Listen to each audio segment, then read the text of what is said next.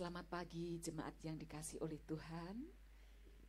Terima kasih untuk kesempatan yang diberikan oleh Bapak Pendeta John beserta Ibu.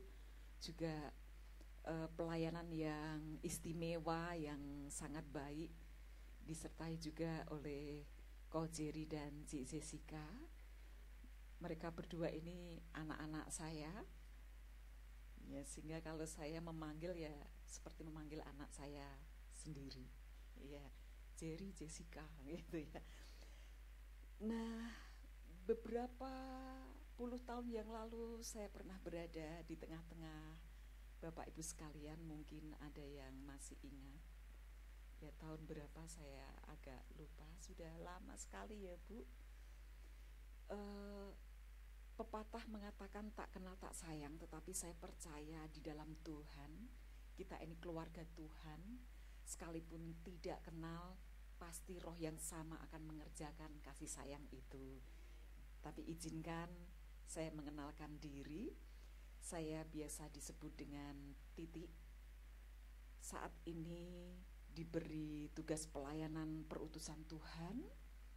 Sejak tahun 91 sampai sekarang mengajar di Fakultas Hukum Universitas Kristen Satya Wacana. Bersama suami dikaruniai 2 orang anak, keduanya laki-laki. Yang pertama sudah berkeluarga dan sudah beranak. Saya punya cucu 1 orang berusia 2 tahun. Dan anak yang kedua kami berdoa Februari ini selesai dengan ujian skripsinya. Tinggal di Salatiga, tetapi suami 3 tahun terakhir ini ada kegiatan di Jakarta, jadi saya bolak-balik Jakarta Salatiga, Jakarta Salatiga, dan Tuhan memberi kekuatan sehingga pada pagi hari ini bisa memenuhi undangan dari Bapak Ibu Pendeta. Topik yang akan kita pelajari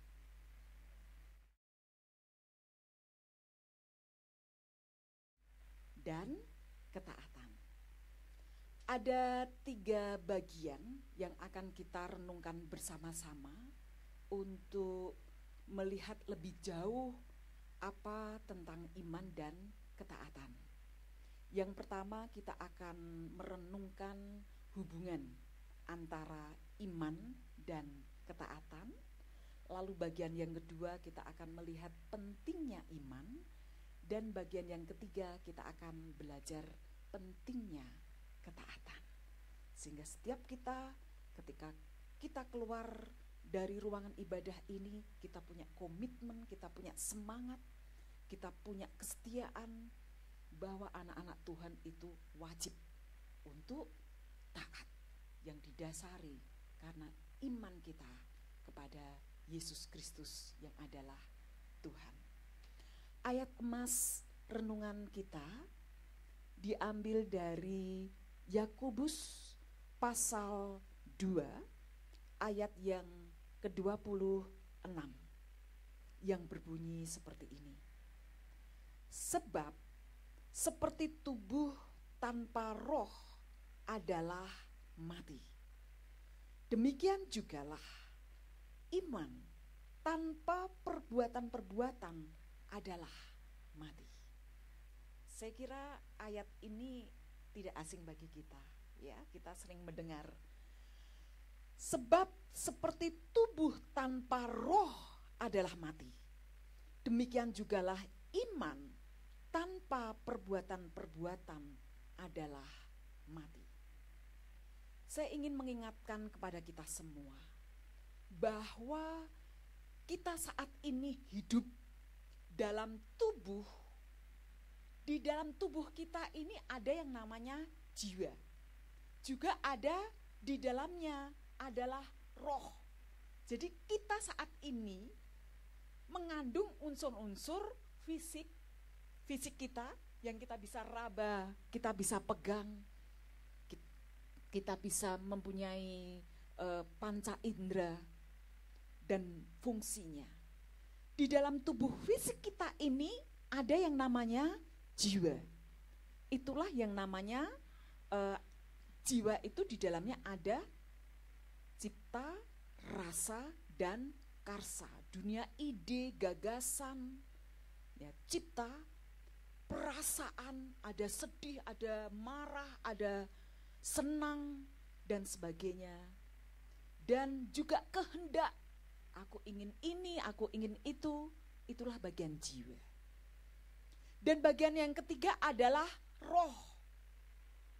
Roh inilah bagian dari kita yang memungkinkan kita untuk bisa berhubungan dengan Allah yang adalah pencipta kita. Karena manusia dihidupi oleh nafas roh Allah sendiri. Itulah bagian roh kita yang memungkinkan kita untuk berhubungan dengan Allah yang adalah roh. Nah, ayat pada Yakobus 2 ayat 26 mengatakan, kalau tubuh kita ini tanpa roh adalah mati. Pernah melihat jasad orang yang mati? Dia tidak bisa melakukan apa-apa. Setelah orang mati dikubur, sudah tidak terhitung dalam hitungan orang yang hidup. Sudah tidak bisa melakukan apa-apa. Saya berikan tolong slide yang pertama, ayat masnya. Ya, bayangkan tubuh yang tanpa roh adalah mati. Terbujur kaku, tidak bisa apa-apa. Demikian juga iman tanpa perbuatan-perbuatan adalah mati. Iman itu adalah kata benda. Kata benda. Kalau iman itu analog, diibaratkan, disetarakan dengan tubuh yang adalah benda fisik, perbuatan-perbuatan itu setara dengan roh. Bayangkan, fisik tanpa roh mati. Demikian juga iman yang adalah benda, kalau tidak dihidupi dengan perbuatan-perbuatan adalah mati. Kalau mati berarti sama juga tidak ada iman. Ini yang kita bisa maknai di dalam Yakobus 2 ayat 26. Nah, kemudian mari kita lihat lebih jauh. Kalau begitu, apakah ada hubungan antara iman dan perbuatan? Dari ayat tadi kita bisa belajar bahwa ternyata hubungannya erat sekali. Iman tanpa perbuatan-perbuatan adalah mati.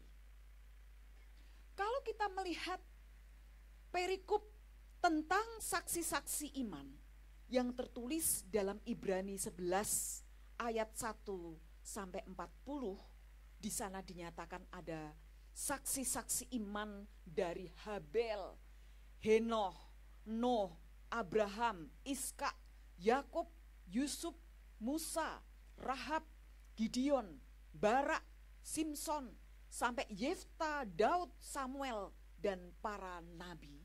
Mereka disebut sebagai saksi-saksi iman. Alkitab mencatat bahwa karena mereka beriman, mereka taat. Karena mereka beriman, mereka menghidupinya dengan perbuatan-perbuatan. Oleh sebab itu Alkitab mengakui bahwa tokoh-tokoh yang disebut ini adalah sebagai saksi-saksi iman. Karena tidak hanya meletakkan iman di tempat yang hampa, yang tidak dihidupi dengan perbuatan-perbuatan. Karena mereka beriman sehingga mereka taat. Kalau tadi saya mengatakan bahwa antara iman dan perbuatan itu ada kaitan yang sangat erat. Keeratan hubungan itu bisa kita ibaratkan seperti dua sisi pada koin. Ada sisi bagian dalam dan ada sisi yang bagian luar. Kalau bagian dalamnya adalah iman, bagian luarnya adalah perbuatan. Tanpa iman, maka seseorang tidak berkenan di hadapan Allah.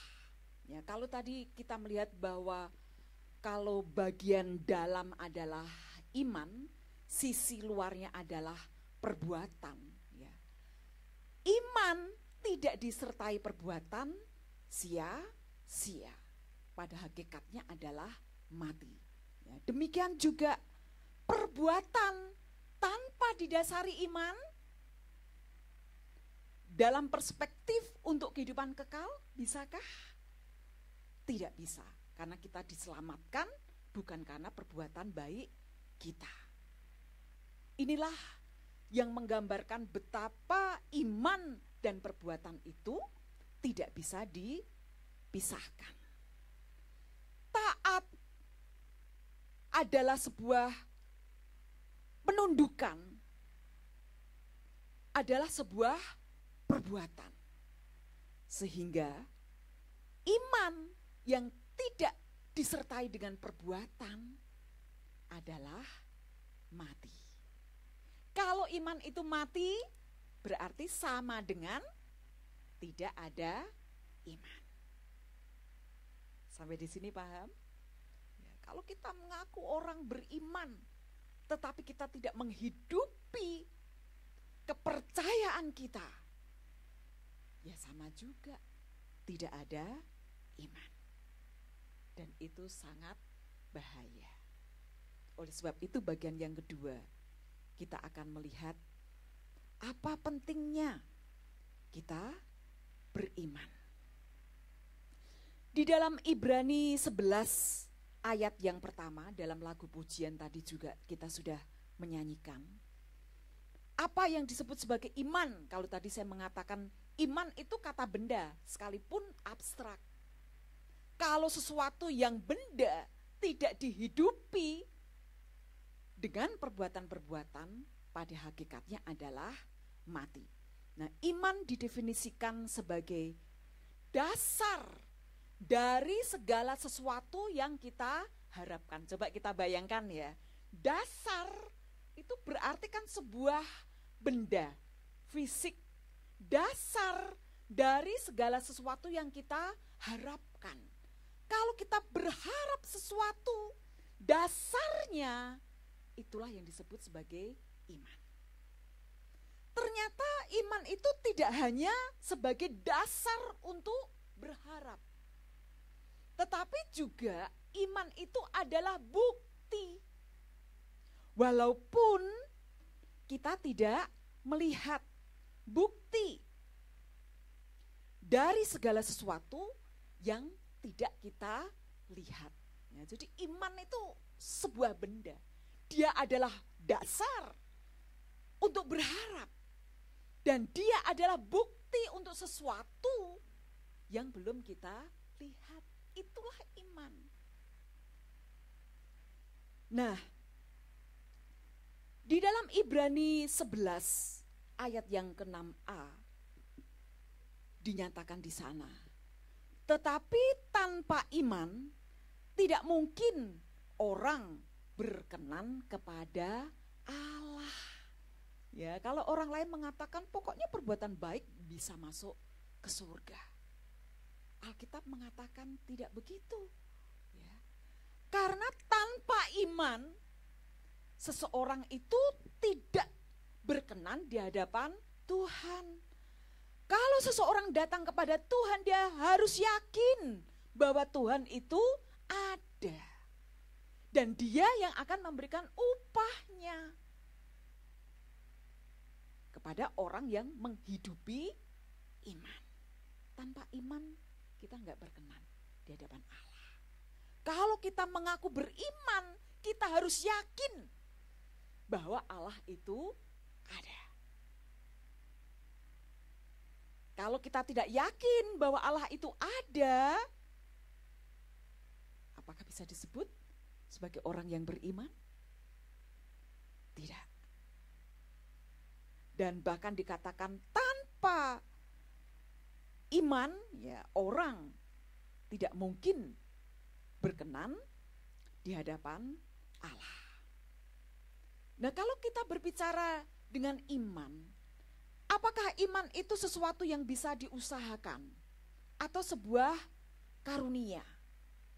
Firman Tuhan mengatakan bahwa iman itu adalah sebuah karunia. Ya, dan saya mengalami sendiri. Ya, sehingga kalau menghadapi sesuatu saya lemah untuk berharap. Saya tidak mampu untuk melihat sesuatu yang belum kelihatan. Saya berdoa, Tuhan berikan iman. Ya. Firman Tuhan ya dan amin.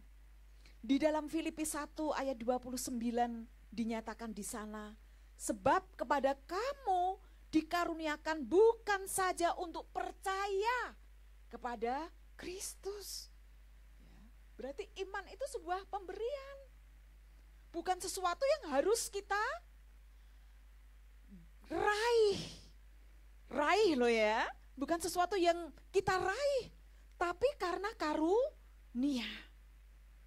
Ya, dan kalimat selanjutnya, itu bukan hasil usahamu, tetapi melainkan juga untuk menderita untuk Dia. Ya, ini mungkin bagian topik lain ya, bahwa Tuhan mengaruniakan kepada kita tidak hanya iman, ya, tetapi juga karunia untuk menderita. Ya, yang kita garis bawahi, iman itu adalah pemberian Allah. Demikian juga ditegaskan dalam Efesus pasal 2 ayat yang ke-8. Sebab karena kasih karunia kamu diselamatkan oleh iman. Itu bukan hasil usahamu, tetapi pemberian Allah. Siapa hari ini yang merasa aku lemah untuk berharap? Aku lemah untuk melihat sesuatu yang tidak kelihatan. Mari kita mohon kepada Tuhan, berikan iman Tuhan untuk mempercayai bahwa Engkau adalah Allah yang sanggup.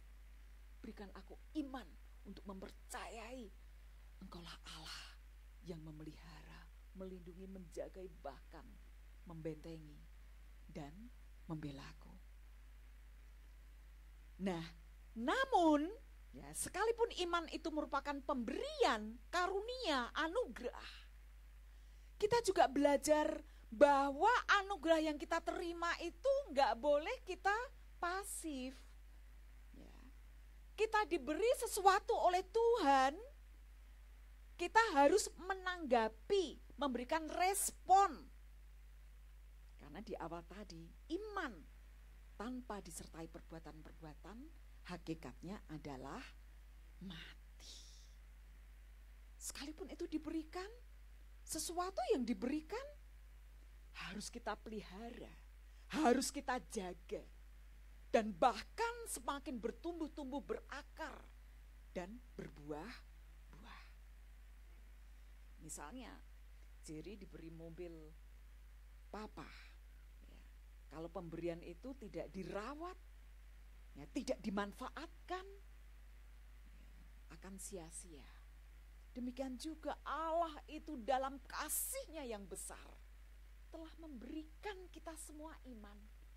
Bahkan kalau kita merasa kita tidak punya iman, kita kurang iman, iman kita lemah, mari kita mohon kepada Tuhan.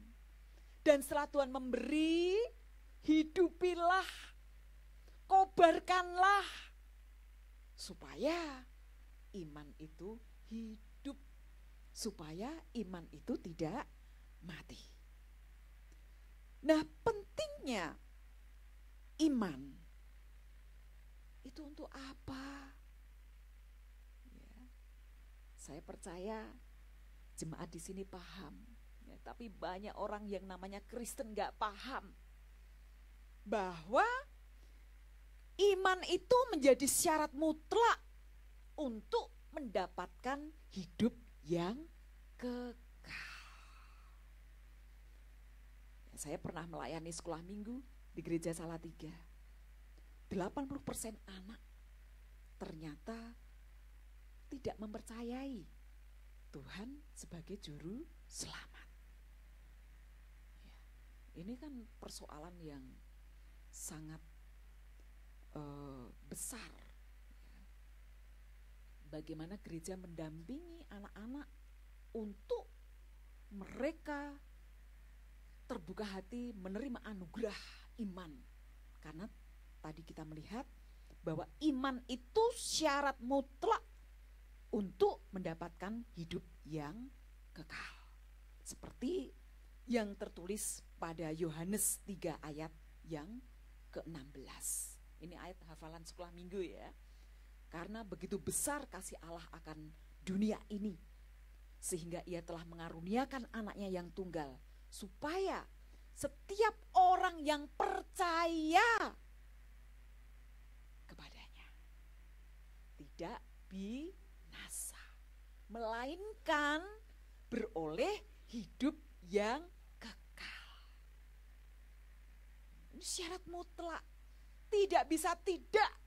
Kalau kita mau memperoleh anugerah hidup yang kekal, syaratnya adalah beriman kepada Tuhan Yesus. Itulah sebabnya Tuhan meminta setiap kita untuk menjadi saksi-saksi, menyaksikan kabar keselamatan, bahwa hanya di dalam Yesus ada keselamatan. Di luar Yesus tidak ada.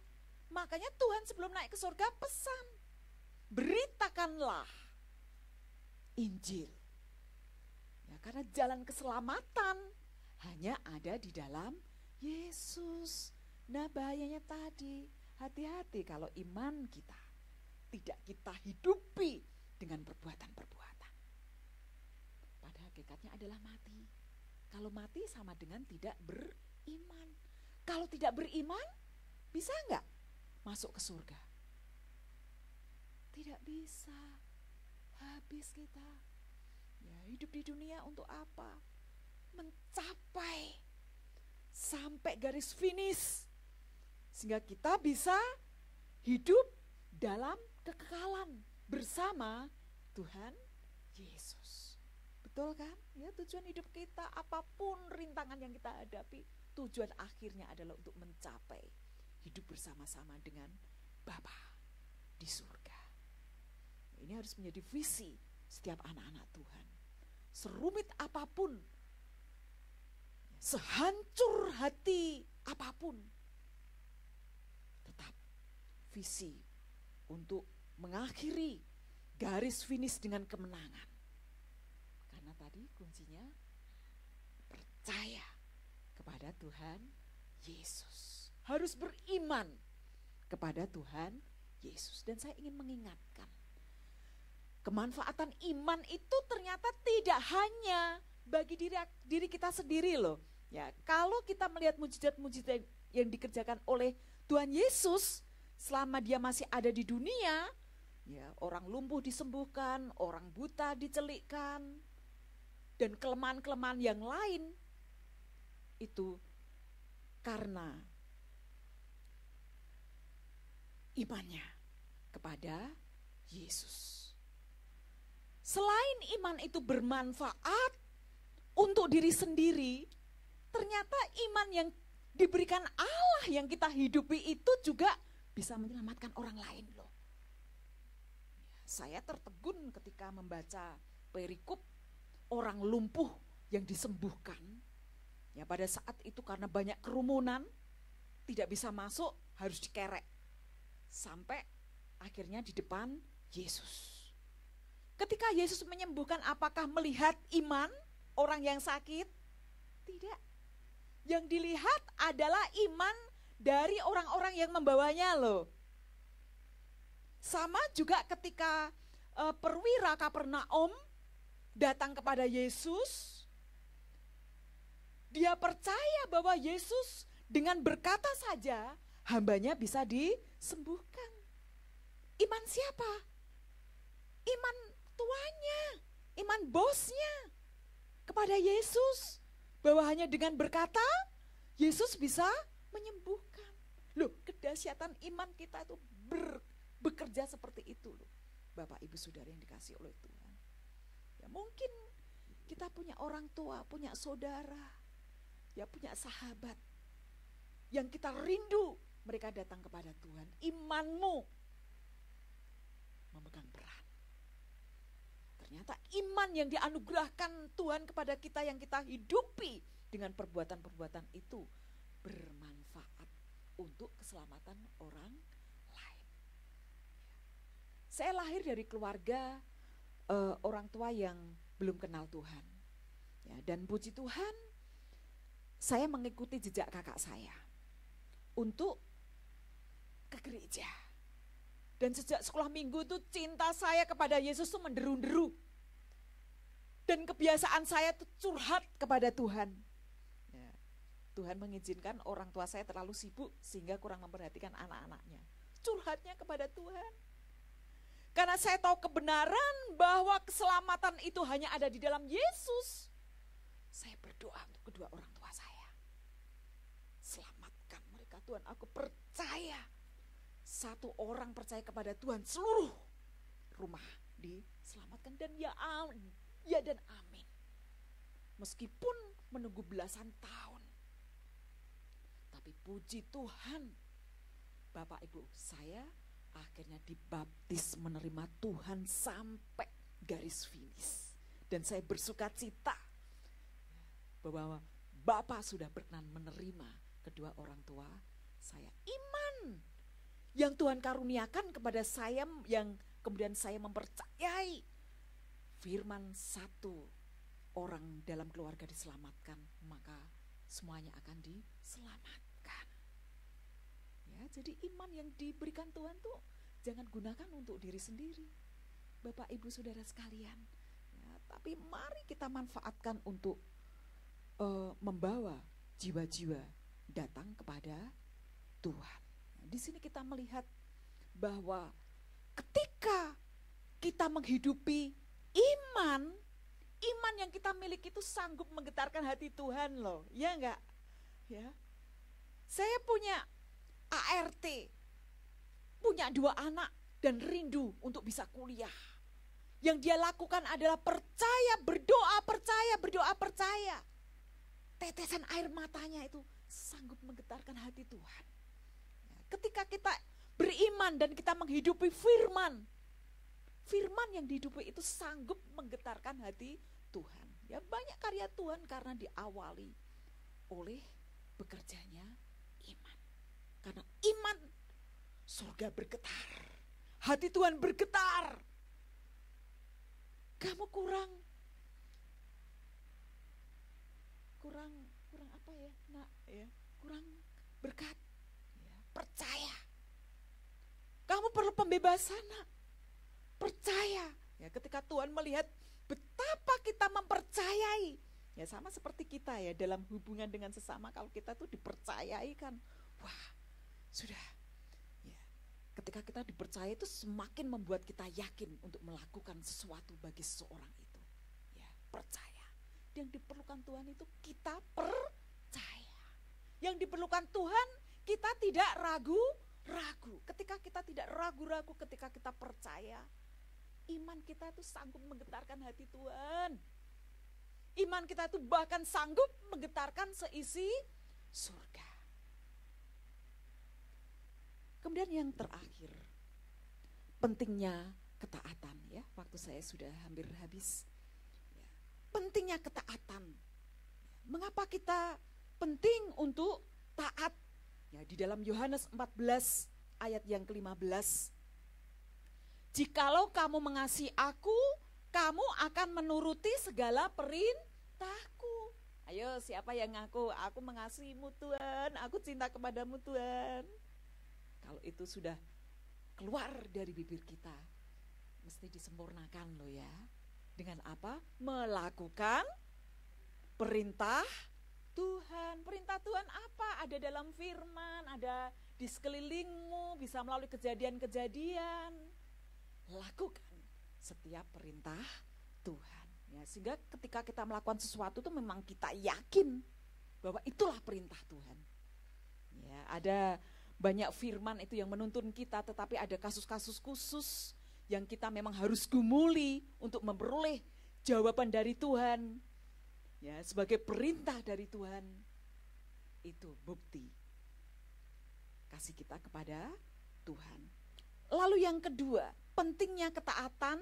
Kalau kita melakukan apa yang diperintahkan Tuhan, kita tinggal di dalam kasih Tuhan. Wah, seorang anak yang disayangi orang tua itu kan bagaimana rasanya ya? Ya, kehangatan cinta itu akan menguatkan mental seseorang. Ya, ketika kita berada dalam kasih Tuhan, saya percaya kita akan menjadi orang yang akan tampil beda. Yakin. Di mana-manapun yakin Tuhan pasti menyertai aku, Tuhan pasti membela aku, Tuhan pasti memberkatiku. Yakin karena kita tinggal di dalam kasih Tuhan. Amin. Yang ketiga, kalau kita taat, ketaatan itu akan mengakibatkan segala kebaikan, segala kemuliaan, segala keberuntungan. Sudah percaya deh. Ya, kalau kita taat, keberuntungan, kemuliaan, ya, bahkan di dalam kitab Ulangan secara khusus mengatakan ketika bangsa Israel taat, Tuhan sendiri yang akan mengangkat di atas segala bangsa di bumi. Keren, Bapak Ibu sekalian. Ya, kalau kita sebagai orang beriman menghidupi iman kita dengan perbuatan-perbuatan keren dah hidup kita. Percaya enggak? Kalau enggak percaya, mari kita buktikan. Ya. Saya mengalami secara pribadi betapa penyertaan Tuhan, betapa perlindungan Tuhan, betapa berkat-berkat Tuhan, segala sesuatu yang dunia tidak bisa beri, diberikan oleh Tuhan. Ya. Iman perlu dihidupi dengan perbuatan. Penting untuk menjaga iman. Penting juga untuk membuktikannya dengan perbuatan-perbuatan. Bukan dengan kekuatan kita, tetapi kuasa Allah yang memampukan kita. Tetap semangat, peliharalah iman, hidupilah iman. Tuhan memberkati.